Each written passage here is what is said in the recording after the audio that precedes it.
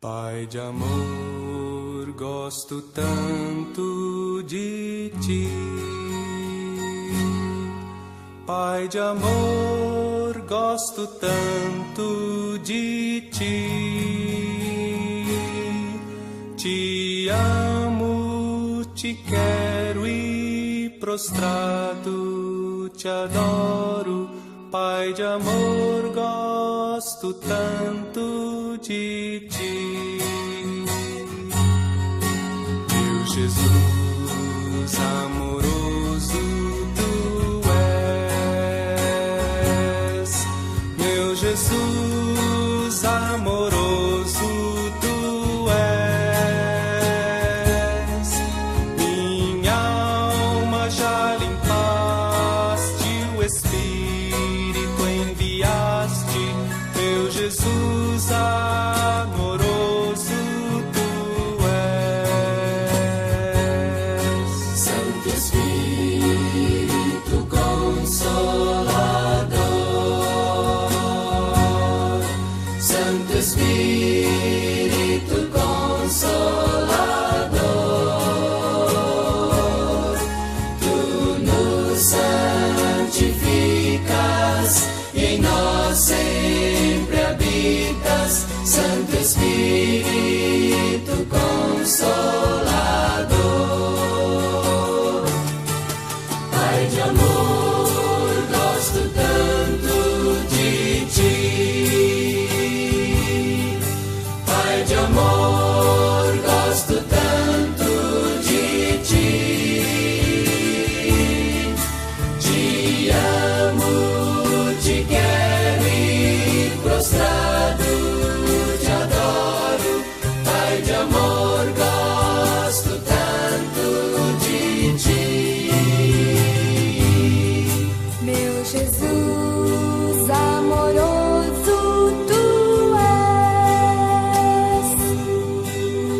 Jesus amoroso, tu és.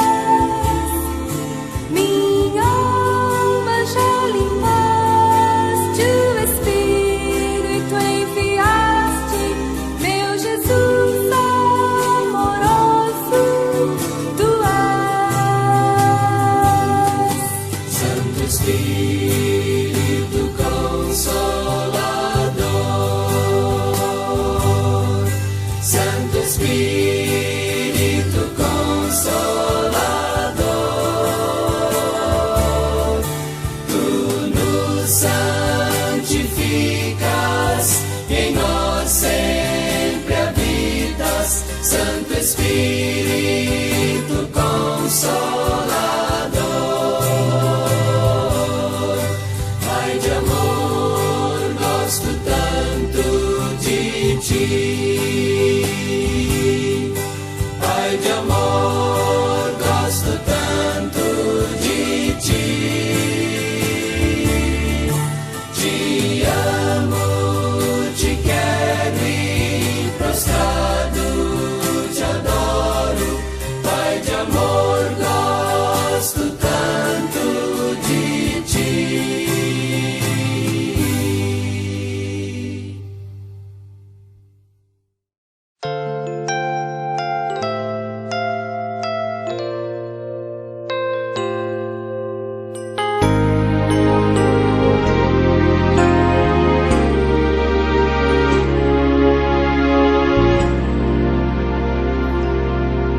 Só de ouvir tua voz, de sentir teu amor, só de pronunciar o teu nome, os meus medos se vão, minha dor, meu sofrer, pois de paz tu inundas meu ser. Só de ouvir tua voz, de sentir teu amor, só de pronunciar o teu nome, os meus medos se vão, minha dor, meu sofrer, pois de paz tu inundas meu ser.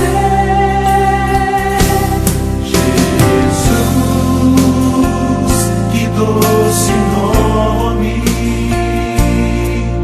que transforma em alegria meu triste coração. Jesus, só o teu nome é capaz de dar ao homem salvação.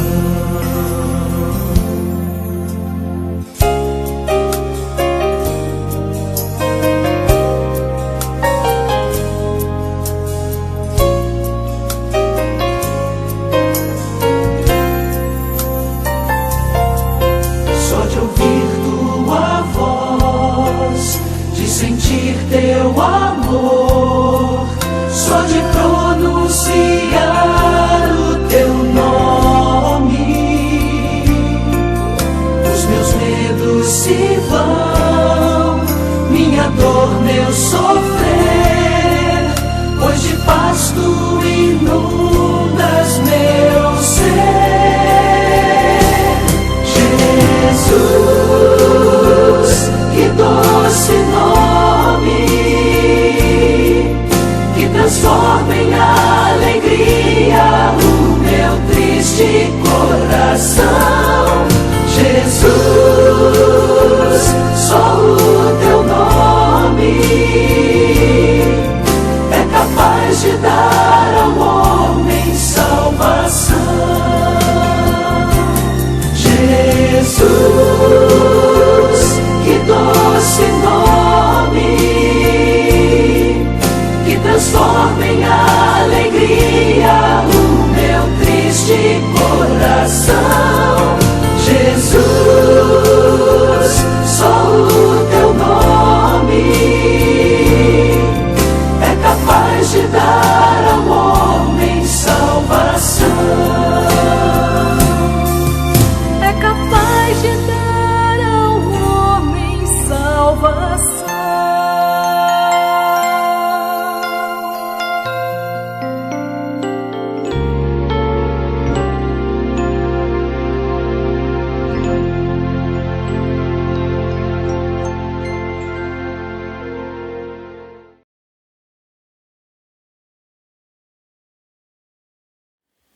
Boa noite, meus amados. Nós vamos começar o nosso estudo da Palavra de Deus. O Senhor tem nos dado sempre essa oportunidade, mesmo diante desse problema mundial que estamos enfrentando, que é o coronavírus. Creio eu que hoje o que mais se comenta são dois assuntos: a política e a doença coronavírus.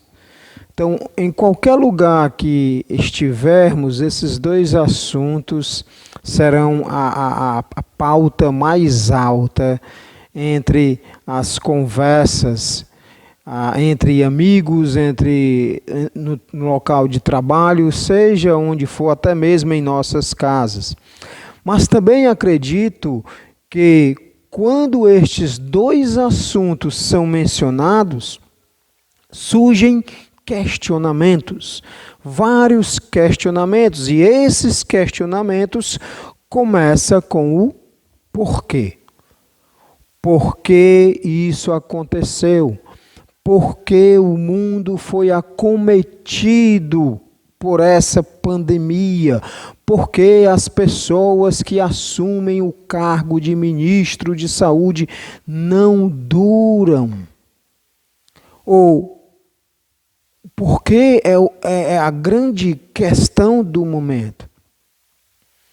E as pessoas vão estar sempre questionando. O fato é que essas perguntas, elas não têm fim. E cada um de nós possui a própria lista dos porquês. Por que eu fui despedido? Por que eu peguei essa doença? Por que o meu amigo faleceu por essa doença? O fato é que diante de todo esse caos, diante de todas essas adversidades, nós estamos fazendo sempre esses questionamentos. Por quê? Isso porque a nossa visão acerca do sofrimento é limitada. A nossa visão acerca das adversidades, ela é limitada. Porque nós temos uma visão distorcida acerca do sofrimento. Fazemos esses questionamentos porque a nossa visão acerca do sofrimento, ela é distorcida. Os discípulos também, na época de Jesus Cristo, acreditavam que todo sofrimento era devido ao pecado. Quando Jesus estava caminhando com seus discípulos por Jerusalém, eles se depararam com um cego de nascença. E o fato trouxe à tona uma dúvida existente que esses discípulos tinham em mente. Esses discípulos lutavam com esse dilema, com essa dúvida acerca do sofrimento de alguém, acerca da doença de alguém. E era um questionamento pelo qual eles lutavam há muito tempo. Por isso que em João, capítulo 9, versículo 2,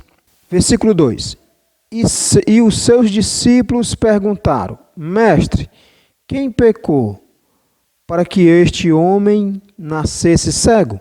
Ele ou os pais dele?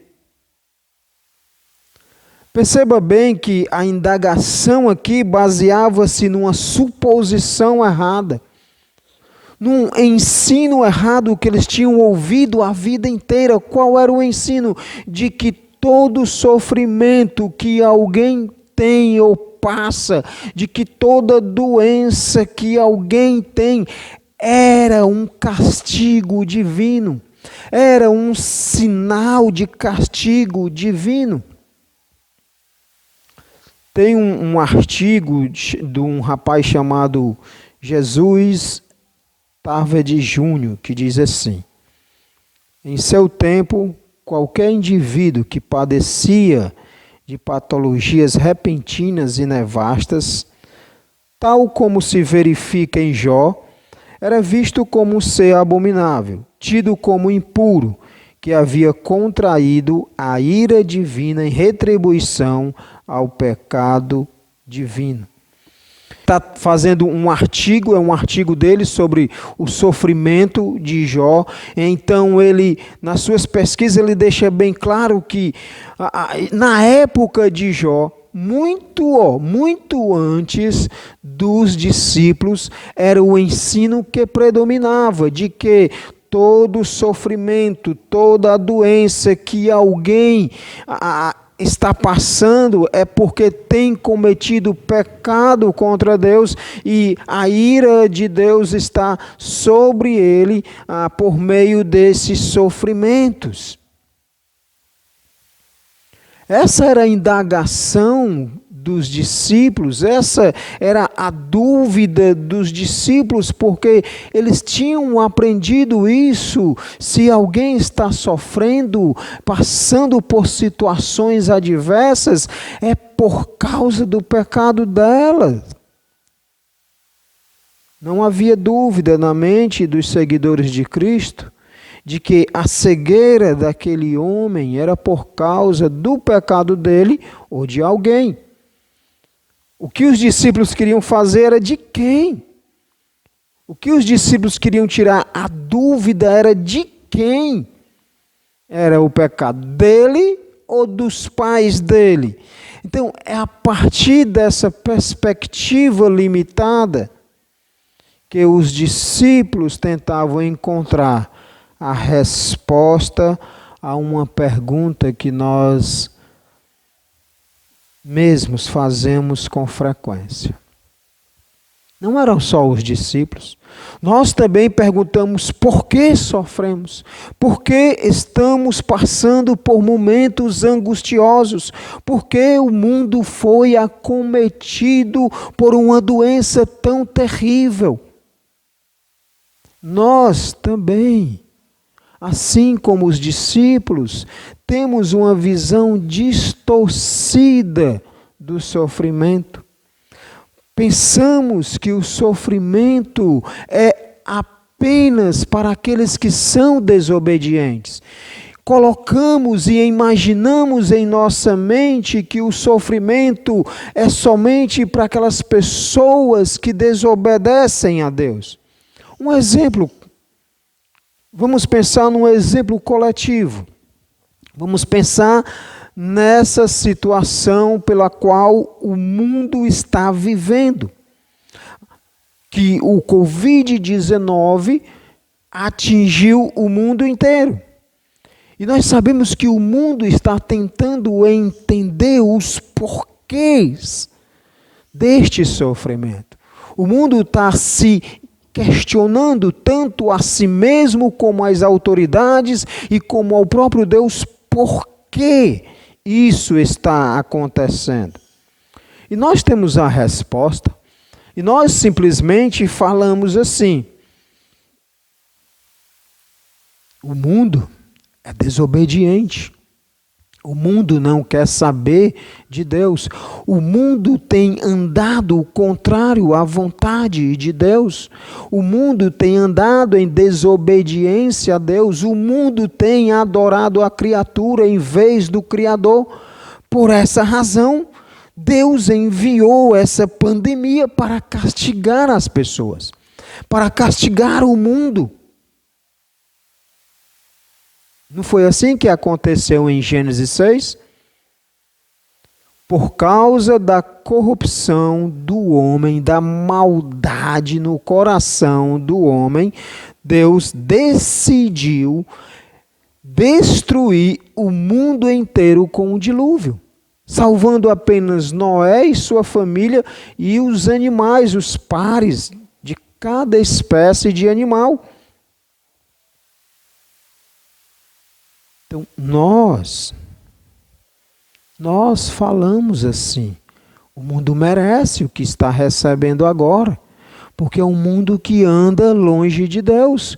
Porque é um mundo que está em desobediência, um mundo que tem se afastado do Senhor nosso Deus. E quando nós fazemos esse julgamento, nós não colocamos em xeque a bondade e a fidelidade de Deus. Deus não deixou de ser fiel, Deus não deixou de ser bondoso. Deus está dando o castigo merecido ao mundo por causa do seu pecado. Até aí nós concordamos. Mas pensemos num exemplo pessoal. Coloque-se agora na situação. E se eu pego essa doença?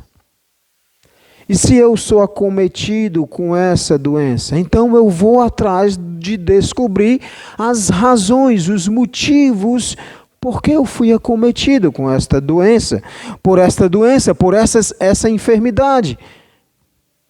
Então eu digo, não, eu peguei essa doença porque eu estou vivendo no pecado, eu tenho sido desobediente a Deus e Deus está me disciplinando por meio dessa doença. Ou também eu posso pensar assim, eu fui acometido com essa doença porque eu desobedeci as normas que foram me dadas. Não saia de casa.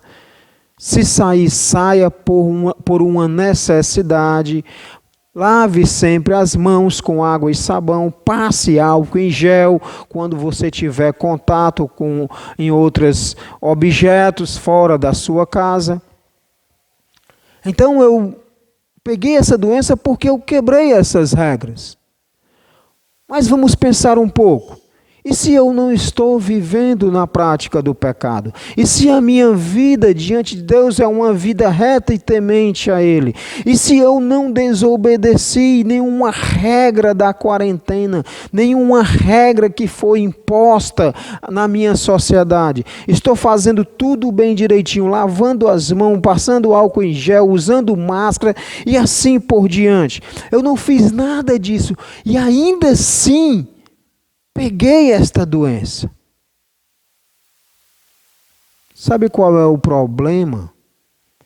Quando tentamos buscar as razões, os motivos do nosso sofrimento, você sabe qual é o problema quando você tenta buscar as razões de seu sofrimento? O problema se dá nesse sentido, quando eu não tenho uma visão correta do sofrimento na minha vida. Quando eu não tenho uma visão correta do sofrimento em minha vida, eu vou ter uma visão distorcida, inadequada do sofrimento. Lembra do exemplo? Então, se eu não estou no pecado, se eu não quebrei nenhuma regra que manda, né, a quarentena de usar máscara, álcool e gel, água e sabão, se eu estou fazendo tudo direitinho, e se eu fui acometido com essa doença, então logo na minha mente vem o seguinte: se eu não fiz nada para merecer essa doença tão severa, então a minha mente ela vai ser bombardeada de questionamentos acerca da fidelidade e da bondade de Deus. Onde está o Deus cheio de bondade e de amor que as Escrituras narram? Onde está o Deus que é fiel, que as Escrituras apresentam? Pois a Bíblia diz que Ele nunca me deixará, Ele nunca me desamparará. A Bíblia diz que Ele vai nos livrar do mal. E como eu peguei esta doença? Eis o problema quando nós não temos uma visão correta acerca do sofrimento. A nossa visão, ela é distorcida. A nossa visão acerca do sofrimento, ela é limitada. Essa era a situação dos discípulos. Esse era o grande problema dos discípulos, e não só problemas dos discípulos naquela época, mas também muito dos problemas de muitos crentes que não entendem o real significado dos sofrimentos quando sobrevêm às suas vidas, porque andam num caminho certo, vivem em desobediência, em obediência, a Deus, vivem em fidelidade a Deus, acham que não podem ser acometidos por tais enfermidades, ou acham que não pode passar por sofrimento. Sabe, essa é a teologia da prosperidade, onde ensinam que você, como filho de Deus, não vai passar por sofrimento. Você, como filho de Deus, um servo de Deus, você não vai passar por problemas na sua vida. Você não vai passar por adversidades. Você não vai ser acometido por essa doença, o coronavírus. Essa é a maior mentira que esses falsos profetas estão ensinando. Eu não quero me prolongar e só usar como exemplo, é o exemplo de Jó. A Bíblia diz que ele era um homem reto, íntegro, temente a Deus e que se desviava do mal. E Deus tirou tudo dele. Deus disse a Satanás: vai, tira tudo dele, filhos, bens, tudo, menos a vida dele.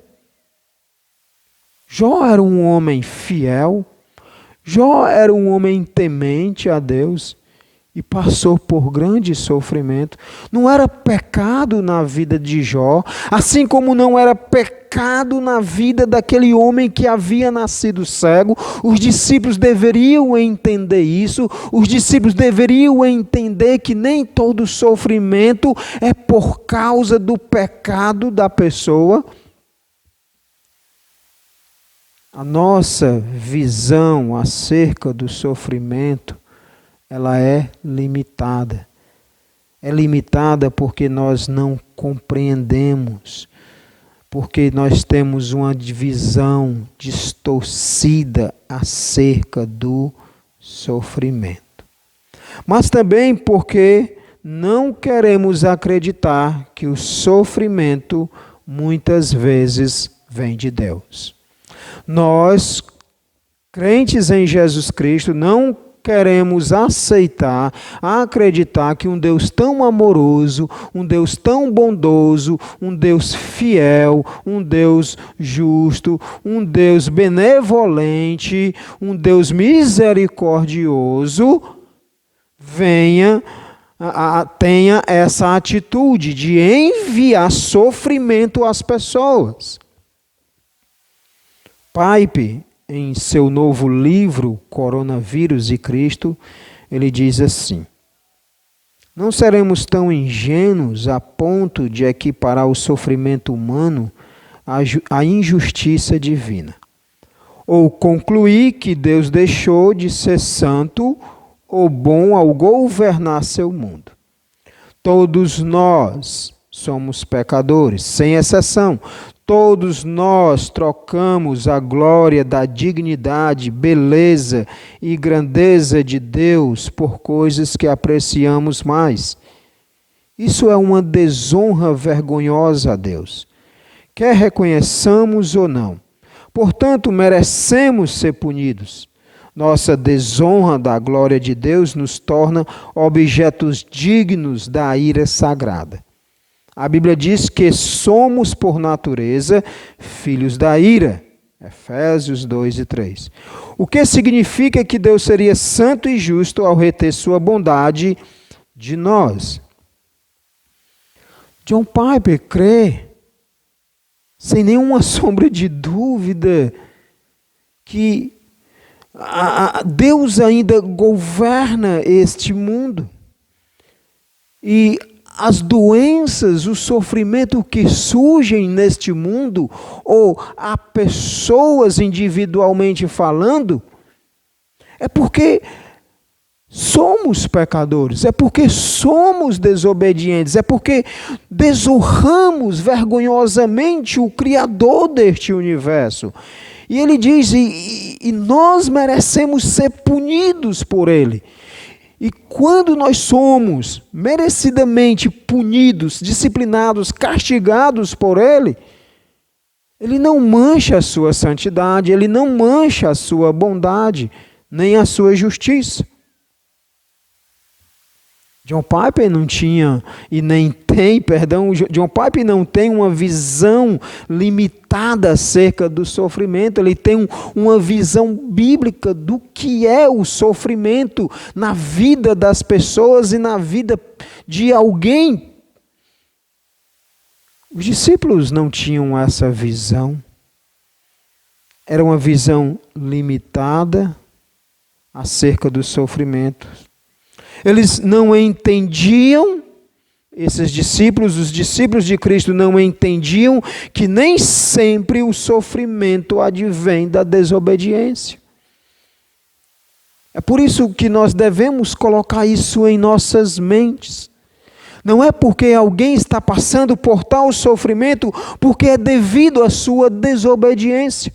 Aquele homem que nasceu cego, aquela pessoa que nasceu com problemas físicos, ou seja, nasceu deficiente físico ou auditivo, não significa que elas ou os seus pais pecaram para que nascessem daquela forma. Há uma outra razão para isso. O sofrimento é para a manifestação das obras de Deus. É isso que Jesus diz em sua palavra. É isso que Jesus fala ao responder à indagação dos discípulos. Versículo 3 de João 9. Jesus respondeu: nem ele pecou, nem os pais dele, mas isso aconteceu para que nele se manifestem as obras de Deus. Os discípulos estavam vendo a cegueira daquele pobre homem como resultado do pecado, como resultado de uma desobediência, como resultado de algo que ele havia feito, e assim a ira de Deus caiu sobre ele e disse: você vai nascer cego. Mas na mente de nosso Mestre e Senhor Jesus Cristo, na mente do grande teólogo,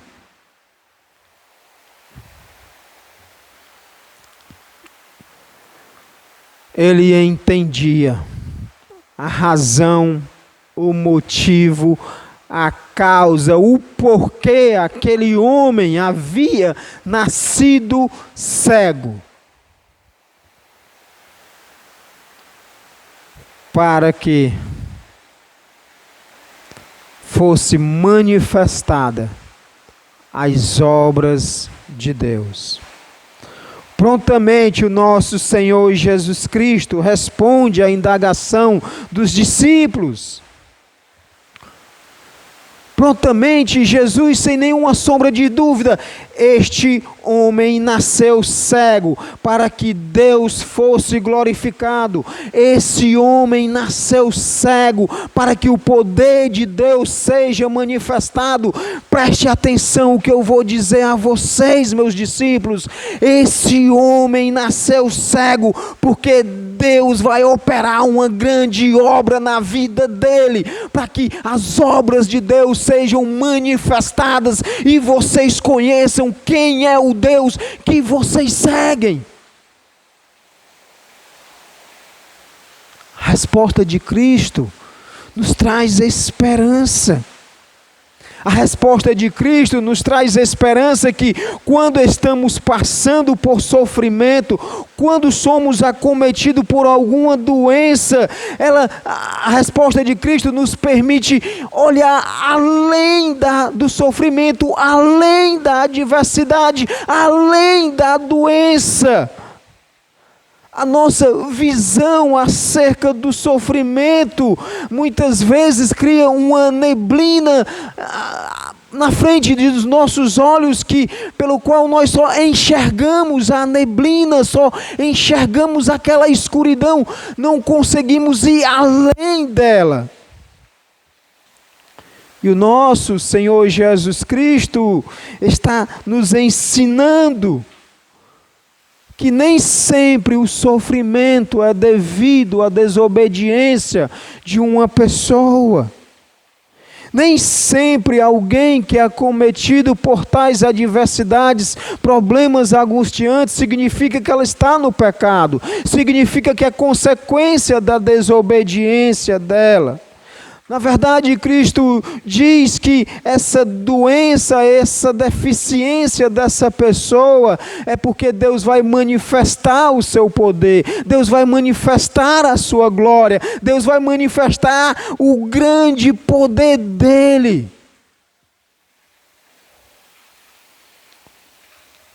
A expressão no verso 3 que diz assim: para que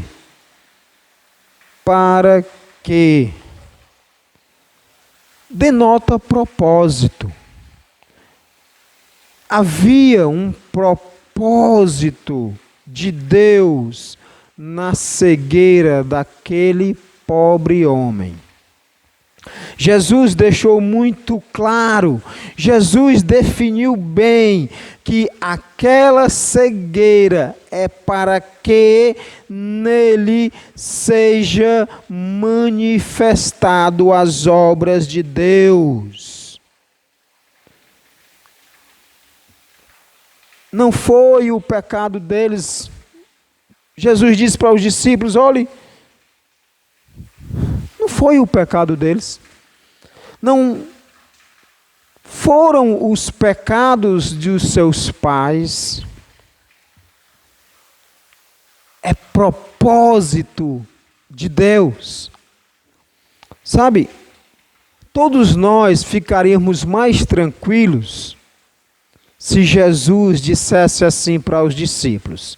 Então os discípulos perguntaram, viram aquele homem cego de nascença e perguntaram: mestre, há uma dúvida em nossa mente há tanto tempo, desde a época dos nossos avós, e nós temos aprendido assim com os nossos pais, e os nossos pais têm aprendido com os pais deles, que são os nossos avós.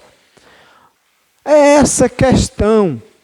A pessoa que nasce deficiente físico, a pessoa que nasce com a deficiência visual, é porque elas pecaram? É porque os pais delas pecaram? Senhor, nos dá aí uma resposta para que a gente tire essa dúvida. E seria muito mais fácil para os discípulos e para nós. E a gente vai entender por que seria muito mais fácil. Se Jesus respondesse assim aos discípulos: este homem nasceu cego porque pecou. Este homem nasceu cego porque é um pecador miserável. Este homem nasceu cego porque ele tem blasfemado contra Deus. Este homem nasceu cego porque se afastou de Deus. Esse homem nasceu cego por isso e por aquilo outro, por causa da sua desobediência. E Deus ainda vai usar a cegueira dele para manifestar as obras. Essa seria a resposta mais fácil para nós. Esta seria a resposta pela qual nós nos agradaríamos. E não teríamos muitas complicações. Que complicações? Acerca da pessoa de Deus. A verdade é que Jesus não responde assim. Biblicamente falando, Jesus diz: nem ele pecou, nem seus paz. Oh. O que Jesus acaba de nos dizer e a dizer aos discípulos é o seguinte. E o que fica na mente dos discípulos é o seguinte: se ele não pecou, e se seus pais não pecaram, então a doença dele veio de Deus. É isso que Jesus está dizendo. Jesus está nos dizendo que a cegueira daquele homem viera de Deus. Aquele homem nasceu cego porque Deus quis, Deus determinou, Deus planejou. Deus decidiu que ele nascesse cego, em outras palavras. Sabe, é difícil de expressar isso. E ainda é mais difícil de aceitar. Porque nós estamos aqui afirmando, biblicamente, de que é Deus quem fez com que esse homem nascesse cego. A deficiência visual daquele pobre homem foi porque Deus quis.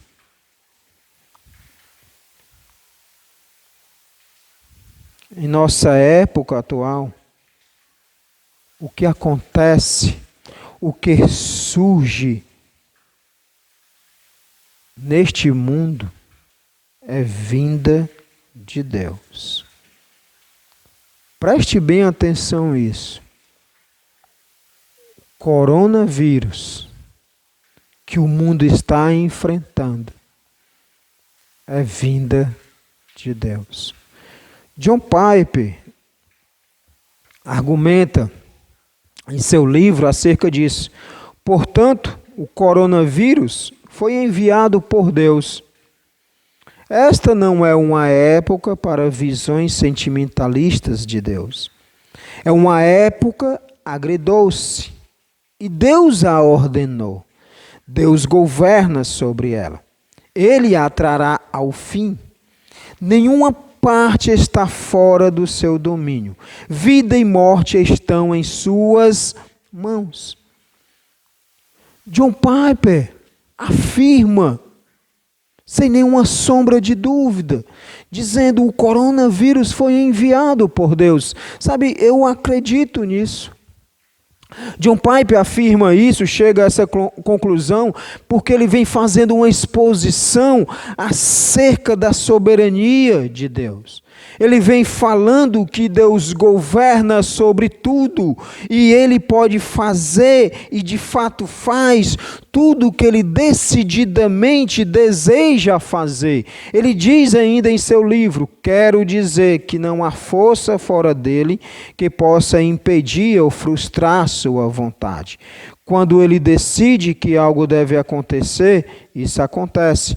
Ou, dito de outra maneira, tudo acontece porque Deus deseja que aconteça. Em outras palavras, John Piper disse: o que acontece é porque Deus quer que aconteça. É decisão dele. Nada acontece fora dele. Nada pega Deus de surpresa.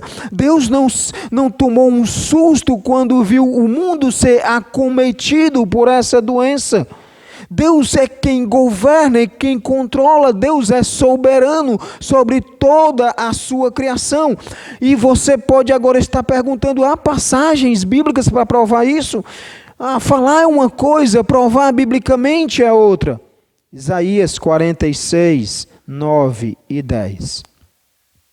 Lembrem-se das coisas passadas, das coisas da antiguidade, que eu sou Deus. E não há outro. Eu sou Deus e não há outro semelhante a mim. Desde o princípio anuncio o que há de acontecer e desde a antiguidade revelo as coisas que ainda não sucederam. Eu digo: o meu conselho permanecerá em pé e farei toda a minha vontade. Ser Deus é fazer que seu próprio conselho permaneça em pé e sempre vai permanecer em pé. Ser Deus é fazer a sua vontade. Deus diz logo no finalzinho do versículo 10: e farei toda a minha vontade. Tudo aquilo que Deus tem declarado, todos os eventos que irão acontecer, de fato acontecerão. Tudo aquilo que Deus decidiu acontecer, vai acontecer. Tudo acontece porque Deus determinou, Deus planejou, é vontade dele. Daniel capítulo 4, 35. Todos os moradores da terra são considerados como nada. E o Altíssimo faz o que quer com o exército do céu e com os moradores da terra. Não há quem possa deter a sua mão, nem questionar o que ele faz. Aqui é Nabucodonosor que está falando, e Nabucodonosor aprendeu, e duramente aprendeu, por meio da sua humilhação, quando se exaltava, se gloriava, se achava Deus na terra, e Deus humilha a ponto dele comer com os animais, a viver como um animal, e depois que a sua mente, depois que ele volta a si, a entender quem de fato ele é, ele declara que é somente Deus, que é o Deus Altíssimo, e ele faz o que quer, e não há quem possa deter a sua mão. Quem pode deter a mão de Deus? Ninguém. Quem pode tentar frustrar os planos de Deus? Ninguém. Aí você me diz: não acredito nisso, pastor. Isso aí é uma distorção das Escrituras. Isso é mentira. Deus não faz isso, não. Sabe, deixe-me dizer algo importante para você. Não deixe que seus sentimentos, nem seus achismos, intervenham no que Deus diz em sua palavra. Não deixe que aquilo que você acha ou pensa não faz diferença naquilo que Deus ensina na sua palavra. Eu não posso permitir que os conceitos teológicos que eu tenho, os pensamentos teológicos que eu entendo nas Escrituras, venham a interferir aquilo que a Bíblia diz. Nós vimos claramente que Jesus disse: aquele homem nasceu cego, não foi porque ele pecou, nem seu pai. Aquele homem nasceu cego porque aquela cegueira veio de Deus, para Deus manifestar a sua obra. A nossa visão é limitada acerca do sofrimento, porque nós não queremos acreditar que o sofrimento vem de Deus. Nós não queremos colocar em nossas cabeças que esse sofrimento pelo qual nós estamos passando não pode ter vindo de Deus. E veio de Deus. E veio do Senhor. Sabe, felizmente para nós, não há somente esse caso deste homem. Vimos de Jó, vimos do dilúvio como exemplo, mas tem outro exemplo nas Escrituras em que o sofrimento vem de Deus. 2 Coríntios capítulo 12, versículo 7. E para que eu não ficasse orgulhoso com a grandeza das revelações, foi-me posto um espinho na carne, mensageiro de Satanás, para me esbofetear, a fim de que eu não me exalte. Paulo descreve sua luta contra o sofrimento. E Paulo aqui afirma com clareza que esse sofrimento tem sua origem em Deus. Aí você me pergunta, aí você me diz, não, aí você está errado. Porque o texto diz claramente assim: mensageiro de Satanás. E eu olho para o texto e vejo mesmo, mensageiro de Satanás. O texto diz isso. Todavia, eu argumentaria com você. Eu lhe diria, preste atenção o propósito desse sofrimento.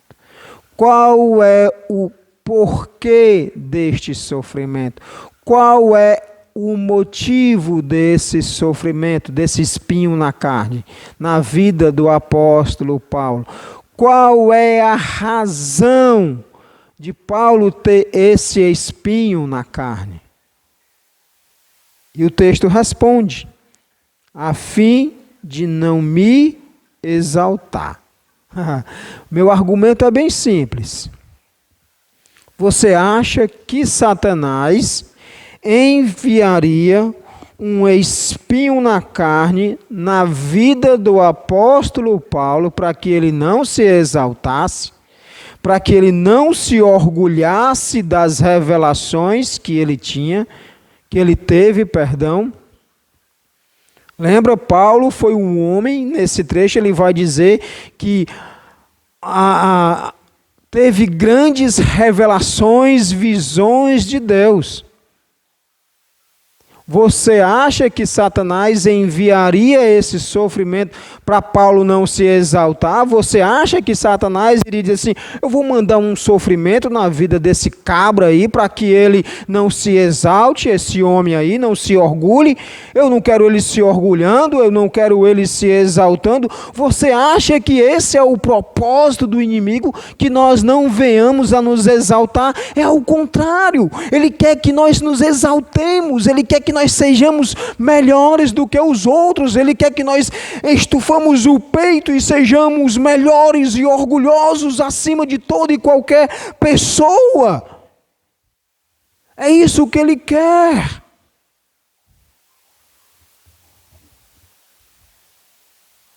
É óbvio que Satanás nunca fará nada no sentido de anular o seu próprio propósito. O propósito do inimigo é destruir, matar. O propósito do inimigo é roubar. O propósito do inimigo é que nós venhamos a ser melhores do que outros para passar por cima dos outros. A questão aqui nesse texto é harmonizar essas duas ideias: mensageiro de Satanás e vinda de Deus. A ideia aqui é que Deus queria infligir sofrimento a Paulo com o propósito dele permanecer humilde. O propósito de Deus em enviar o sofrimento na vida do apóstolo Paulo é para que ele não se exaltasse diante das revelações que ele teve e tinha. Foi para esse objetivo que Deus enviou um mensageiro de Satanás à vida de Paulo. Sabe, há comentários acerca do que era esse espinho na carne. Independente do que seja esse espinho na carne, que o fato não é descobrir que espinho na carne era esse. O fato é mostrar o propósito de Deus dar esse tipo de sofrimento à vida do apóstolo. O plano de Deus era que ele não viesse a se exaltar. Sabe, é muito difícil entender isso com nossas mentes. Entender que um Deus tão amoroso, um Deus cheio de bondade, cheio de misericórdia. E você vai ouvir isso de pessoas dizendo, não, Deus não faz isso porque Deus é bom, Deus é amoroso, e eu sei que é. Mas também Ele é justo, Ele tem o seu plano definido, Ele tem o seu propósito definido e ninguém vai frustrar o plano de Deus. É difícil entender isto, que sofrimentos vêm de Deus. Sofrimento vem de Deus. A nossa visão é uma visão limitada acerca do sofrimento. O sofrimento nem sempre é consequência do pecado de alguém. O sofrimento é um meio pelo qual Deus usa para manifestar o seu poder, a sua glória, para que todos o conheçam.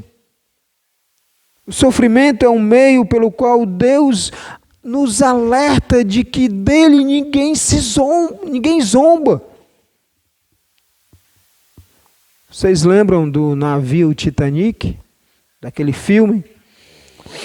Se eu não estiver errado, antes de partir, e não sei se era o engenheiro ou o dono do bar do navio, mas vou dizer que era o engenheiro, e ele disse, eu construí esse navio assim, e nem Deus afunda.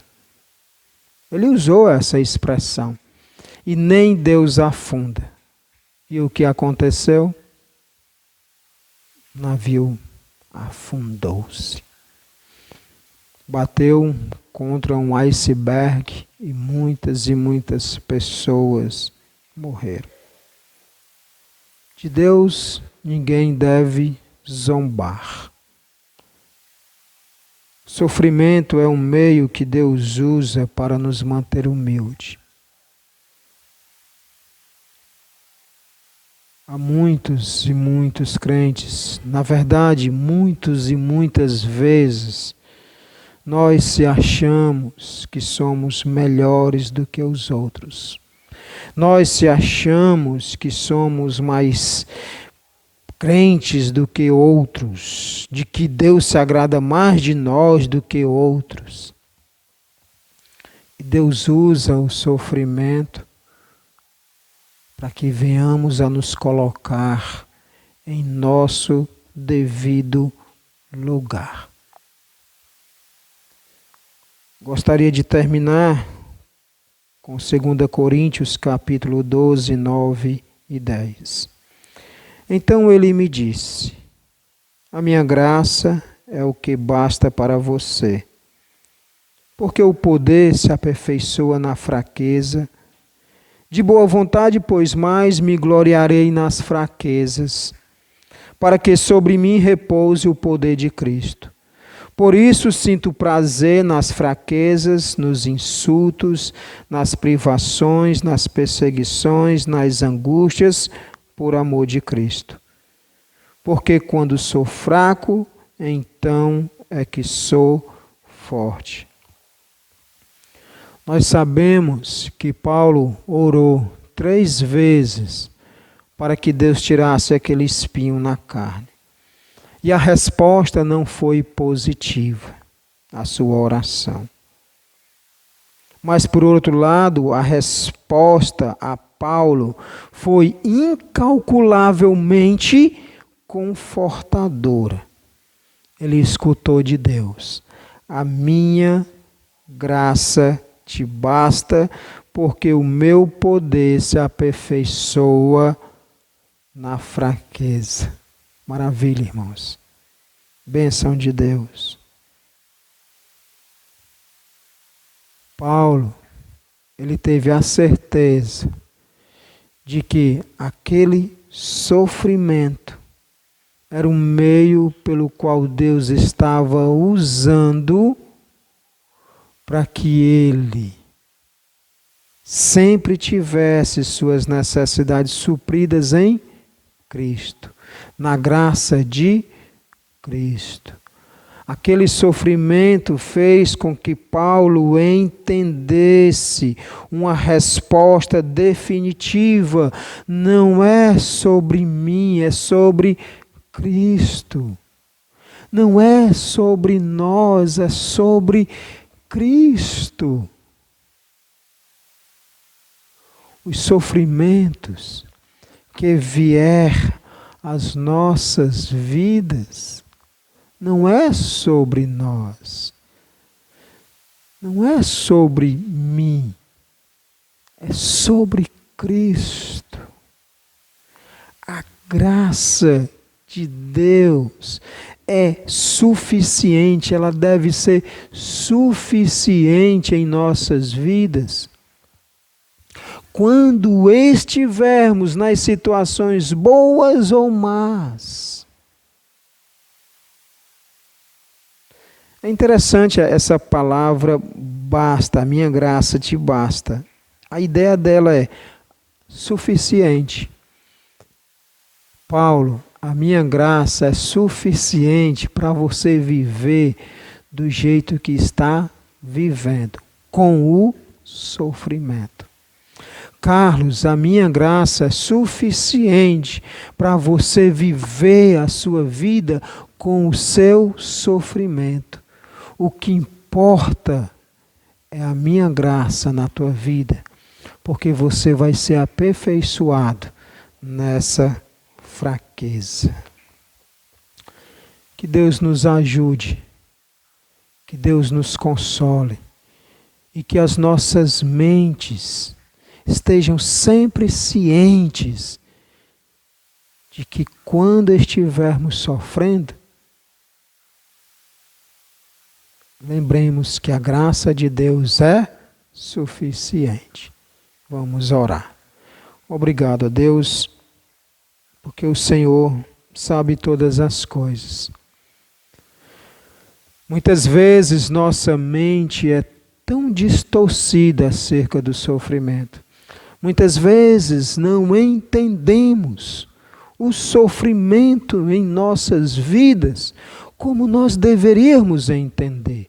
Mas que a partir de hoje, através da tua palavra, através das declarações que o Senhor tem nos dito hoje, quando estivermos vivendo em sofrimento, venhamos a lembrar: a tua graça é suficiente. Em nome de Jesus, Pai, nós te agradecemos. Amém.